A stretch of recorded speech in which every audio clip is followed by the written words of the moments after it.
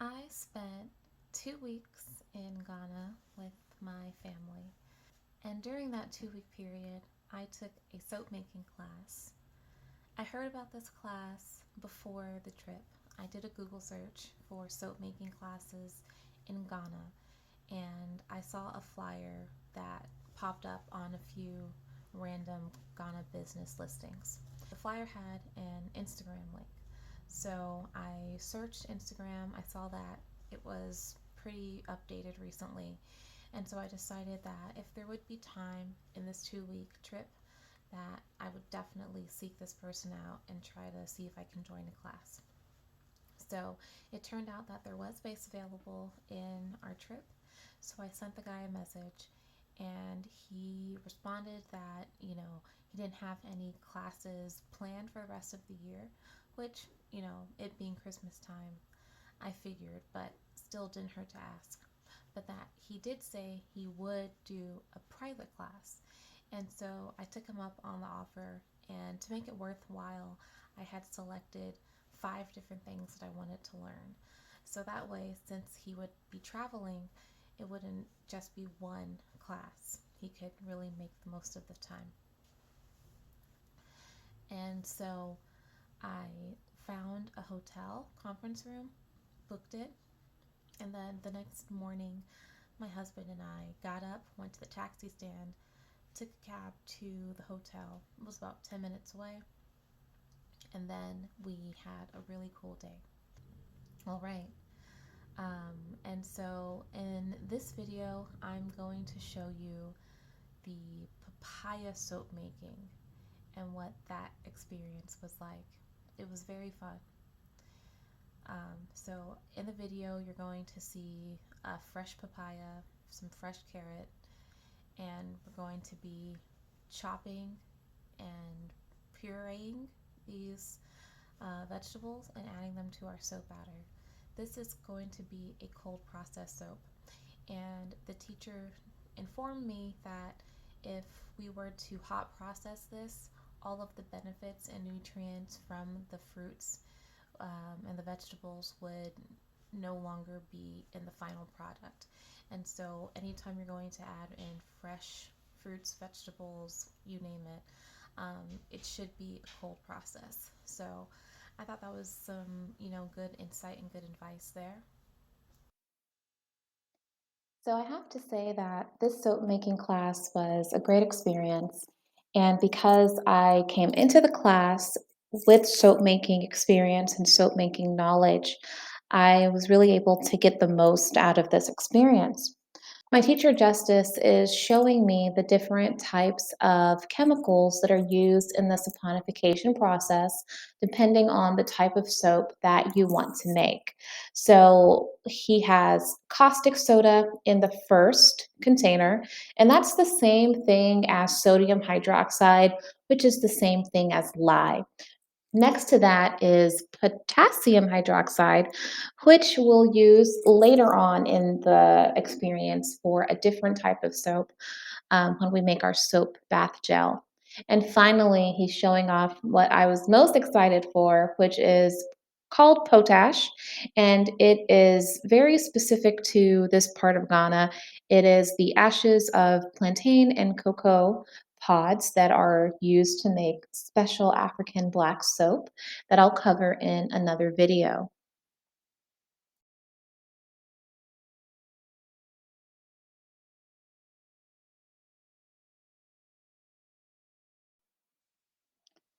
This clip here highlights the actual soap making chemical process. So I had the luxury of having a teacher who was formerly a chemistry teacher, but now full time runs a training academy in Ghana, teaching people all over the country how to make and create all types of products that are used in the household in order to generate income and wealth. And so here he is going over just step by step the chemical reaction of the acid, which is oil in our case, the base, which is caustic soda, and how that creates a salt, which is soap. Yes, soap is a salt. It's a salt of a fatty acid, in case you did not realize that.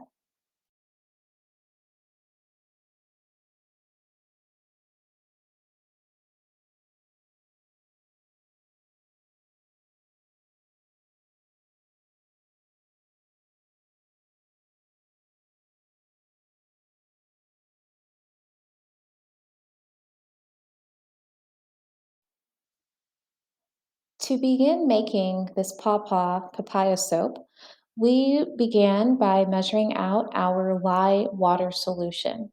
So to do this, we made the solution be a 1 to 3 ratio, where one part of it was caustic soda or lye, as it's referred to, and 3 parts water.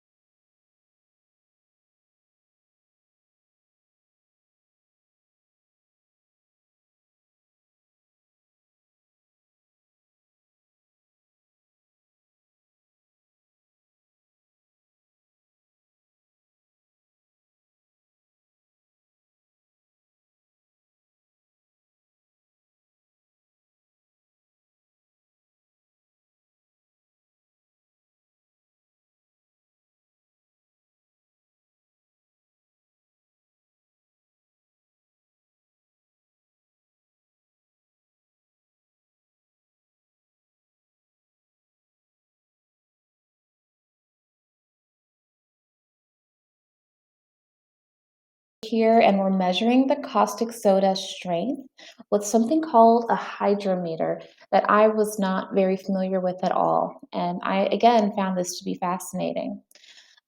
So as a soap maker here in the US, I tend to, go to the Brambleberry website and use their lye calculator.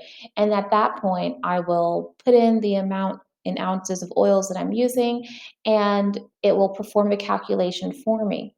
However, if you're in a location where you're not, readily able to get online and do a lye calculation to know how strong or how weak your solution is, that's where a hydrometer is going to save you. And here's why. A hydrometer measures specific gravity. And so, in measuring caustic soda strength in water, we're looking for the hydrometer to give us a range. So the teacher here marked our hydrometer with a red, white, and a green zone. The green zone means that the ratio of lye and water is perfect to use for soap making. The white zone refers to soap that is going to be a little gentler because there will be less lye in the solution when it falls into the white zone. And the red zone is actually denotes that there is too little lye in the solution, and so it will not create the best soap. So for adults and for general purposes, the goal is to be in that green zone, which roughly equates to 1,275 specific gravity. And that's what we were aiming for in this lesson. This stage in the process was pretty fun. Our teacher brought in a very, very ripe papaya and some carrots.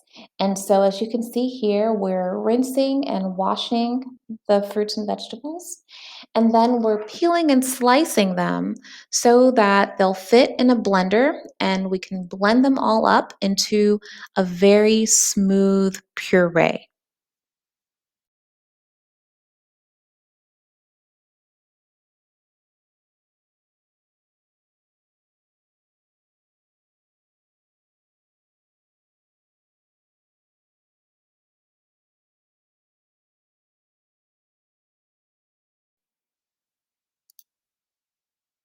And into the blender it goes. So this is a mixture of the papaya, carrots, which are a natural source of vitamin C, and a little bit of our deionized water to help the mixture blend.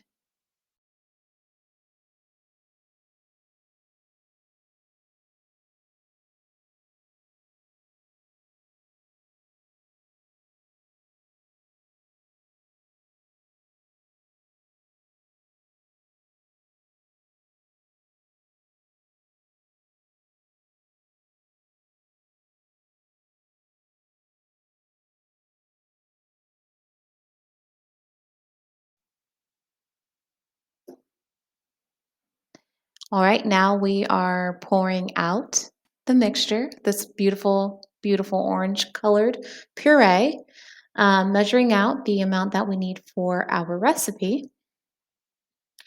And next in this scene, I am measuring out coconut oil. This smelled so lovely. So I'm measuring out coconut oil, and what you see floating in this pot is lanolin, which is a moisturizer that we're adding to the soap. So we heated up the lanolin, we heated up the coconut oil as well, and once those are thoroughly mixed together, I'm adding that to a separate bowl. Now, in addition to the oils that you see here, we also added in honey, glycerin, which is a humectant, stearic acid, and citric acid.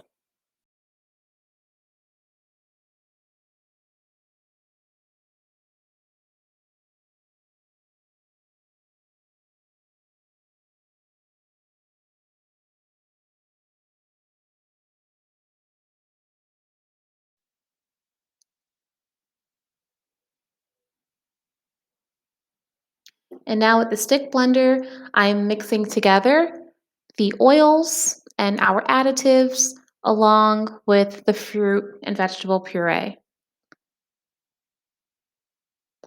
And the goal is for these to be well blended.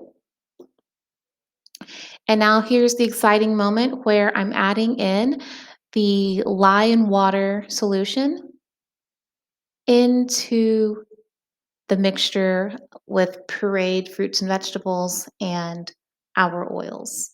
And so the teacher was very adamant about mixing in one direction only. And so you'll notice that I am mixing with my stick blender clockwise. And he stated that this helps the soap and really any chemical have stronger chemical bonds by moving all of the materials in one direction.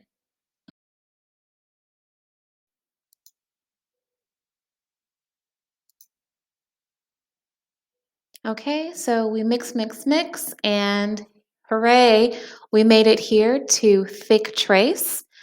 And so now, cold process, we're just going to go ahead and pour the soap into our mold.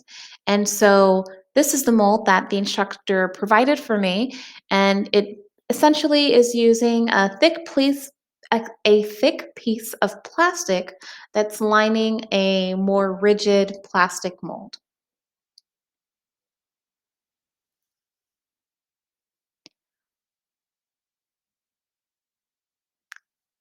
All right, and at this point, it's been about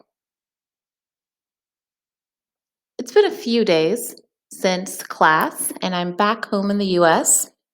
And so I am taking my soap slicer and I am cutting through the papaya soap. And I have to say, it does smell lovely. It doesn't smell like papaya, but it has a very nice aroma to it.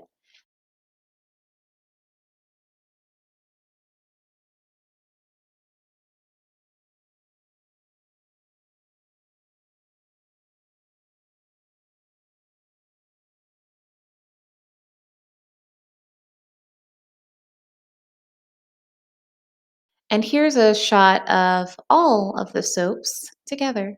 I gave a lot of it away to my family in Ghana and told them they can use it in about a month and a half.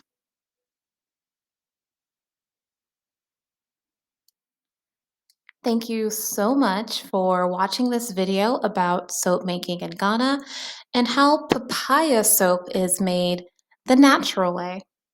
If you have any questions at all, let me know in the comment section or send me a message and I will do my best to answer your questions.